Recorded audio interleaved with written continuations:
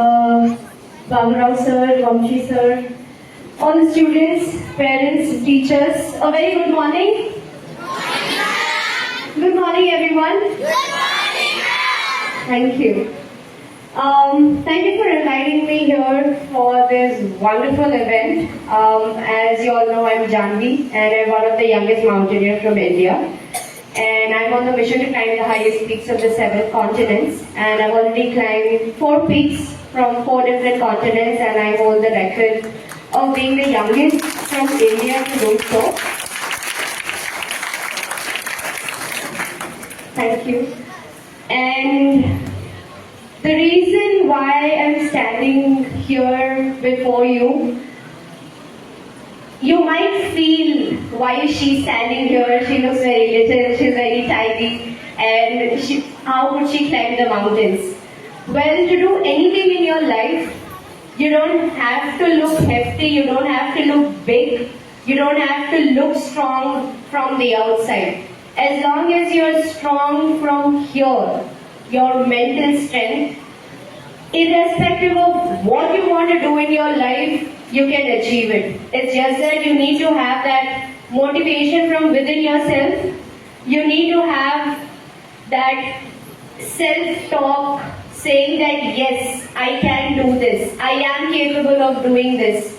As long as you keep demotivating yourself, what will this person tell, what will that person tell, what will people think if I do this, what will people think if I do that. Don't go by those words. As long as you know that that is the right thing to do, you know that you have it in yourself to do it, there is no mountain that you cannot climb. And the mountain is not just a physical mountain, it's also a mountain within your head that you can climb as well. Alright? And in your life, in your academics, whatever you do, there will be a lot of obstacles, right? And there will be a lot of times that you will feel that I'm unable to do this. You might feel that you're going to fail at doing something. How many of you all participated in sports as a team game or an individual game and you're lost? Any sport, athletics, basketball, cricket, like obviously you're supposed to compete with each other, right? How many of you all failed? It's okay, you can raise your hands. Okay, wonderful. That looks like you are active in your sports. So, did you feel demotivated or did you take that as a challenge to win it in your next game? Challenge? Why did you take it as a challenge and why did you not feel like, okay, I lost, I'll not give a try? Why did you feel like you wanted to take it as a challenge? Did you learn from what mistakes you made and why you lost? Yes, or did you repeat the same thing in life? If you fail at something, it's okay if you fail in one subject, it is okay if you fail. It's just that when you give the next attempt, make sure you're not repeating the same mistake that you did. Work hard a little more than what you did last time. Put in that a little more effort than what you did. And for our kids, like how Babu Rao sir told that I took his school previously, even in expeditions we would be extremely tired, extremely exhausted, and we don't have that power to stand up and walk a little more ahead. So there is one thing that my father always used to say, to talk to yourself, just one more step. You just keep telling that one more step, one more step. Trust me, all the 28 kids, even for training, even on the expedition, just by saying that one more step, every kid from the age of 7 to 16 was standing on top of 17,500 feet. Just that one more step made a change. And for our human mind, I am telling this out of experience, you don't need anybody to support you. You know, when you are all alone, when you feel lonely, you don't need people pushing you. As long as you keep talking to yourself, You are your own motivator, you are your own coach, you are your own teacher to make yourself go forward. Because in any of your sport, even if you see cricket, tennis, badminton, soccer, football, any sport, you have audience, you have people sitting in the auditorium, you have your coach, you have the referees and everybody. And whenever you fail a point or whenever you feel like you are losing, everybody is there to cheer you, correct? Even in your cricket match, whichever team that you are supporting, you cheer them up, right? And what do? They get that spirit from inside and they get that motivation ki, okay, I have a support, there's someone pushing me forward. But for us in expedition, when we go on the peak, there's nobody around. There are no audience, there are no coaches, there is nobody sitting in the arena to clap if I reach the summit, or if I fall, or if I'm tired, there's nobody to give a clap for me. So I have to be my own cheerleader, I have to be my own motivator, I have to be my own coach, I need to be my own support. And that is what taught me, even if I feel lonely or whenever I feel I don't have any support around me, I talk to myself. I talk to myself saying that, yes, I can do this. Yes, I am capable of doing this. And that self-talk is what made me go ahead. And even if I failed or did not summit some of my peaks, I did not demotivate myself, because out of the 7 peaks, 4 of the peaks I summited in the first attempt. There are 2 peaks. First is Mount Everest in 2019 that I attempted to go. You know what is Mount Everest, right? What is Mount Everest? Where is it? Himalaya is the range. Where is it located? Nepal and China. Very good. So, when I went to Everest, I had to come back because I fell sick. So I couldn't go ahead.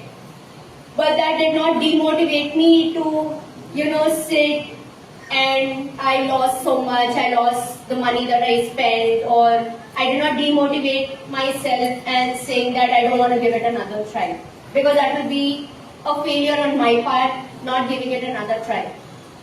Even if I attempted in the year 2019, I had to face another failure when I went to South America. So it's one of the highest peak in South America, which is called Mount Aconcagua. So the unlucky part there is, if I am standing here, I could see the summit just 400 meters. You know the distance for 400 meters, right, when you go for athletics. So that was the distance for me to summit, and I had to turn back from that very point. And that is not because I was sick, it was just because the weather was bad. So in mountaineering, the weather just goes like this in just a fraction of a second, and it was complete whiteout. There was a snowstorm. So I had to come back. So within a span of 4 to 6 months, I had my second failure. But that did not stop me. Again, within, I guess, 1.5 to 2 years, I went for a smaller peak, which is not in my 7 Summit mission. But after a very long gap, I felt like, no, I have to get back to the mountains. I trained myself, I picked up all my equipment, and I flew to Manali. And even after the long gap, I kind of, not discouraged myself, but I underestimated myself if I would be able to do it.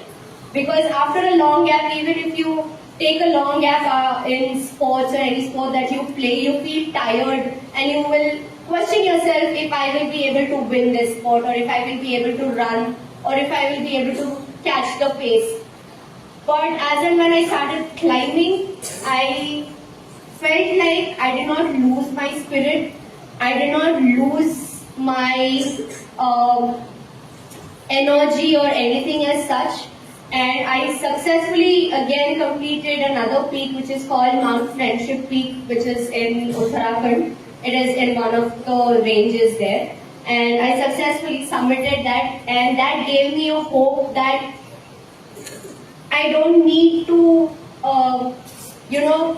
underestimate myself and think that even if I got a long gap, I will not be able to do it.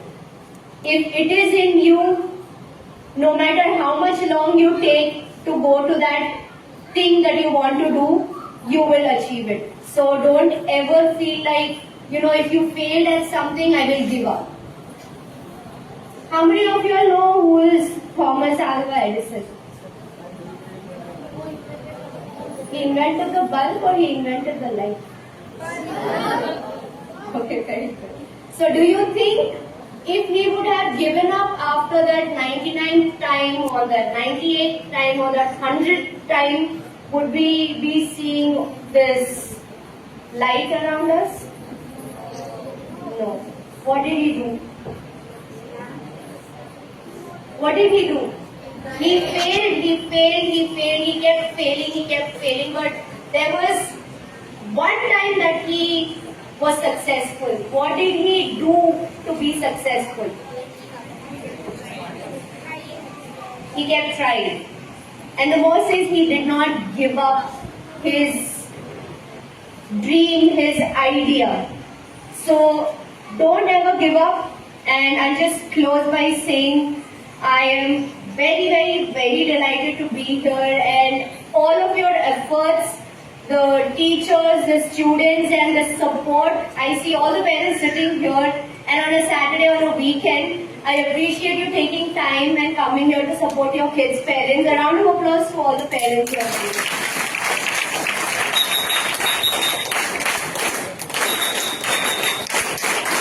And also all the kids facing it through the roof, and just give yourself a nice tap and appreciate yourself for all your hard work and displaying your talent, your confidence, and your everything that you put out here and your efforts. And give a round of applause for yourself as well. Round of applause for teachers. Can you please give a round of applause for your teachers? Thank you. Appreciate yourself, and don't forget to clap for yourself now and then whenever you feel like you have achieved something or you've done something for yourself. And don't ever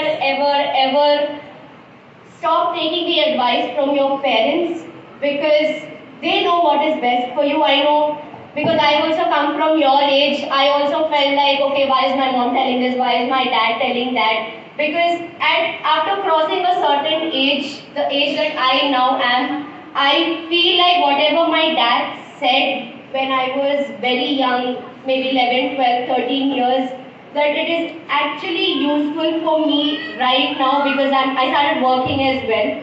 So it kind of makes me misses my dad, because now he's not around. So don't ever stop loving your parents, especially don't disrespect your parents, and don't talk behind them, because I know we do that a lot. I'm also a kid, I'm also a daughter. So obey your parents, because they know the best, as I mentioned, and your parents also are your second parent. Your teachers also are your second parents in your school. So they are there to guide you. And the little two kids who spoke about healthy and unhealthy food, the confidence that they brought up shows the kind of encouragement the management and the teachers are giving. So strive to what you want to achieve, and don't ever stop exploring. And this is the first time that I'm seeing that there's a ramp walk, and all of the girls who have displayed that with so much confidence in front of the teachers, the students, and all the parents is wonderful. I really like that. And every other, the Burakata, the song, the grammar, and all the other things is very creative and innovative. And I hope that you share this with your family and friends as well. And thank you very much for having me on a very lovely Saturday. And I will close by saying my tagline, which is called Adventure Without Risk is Disneyland. I hope you have a wonderful day, and I'm waiting to see all the exhibition, whatever is displayed there, and I would love to hear from each and every one of you. Thank you, sir, for having me here. All the parents, teachers, and the students, this is Jani signing out. It's very nice.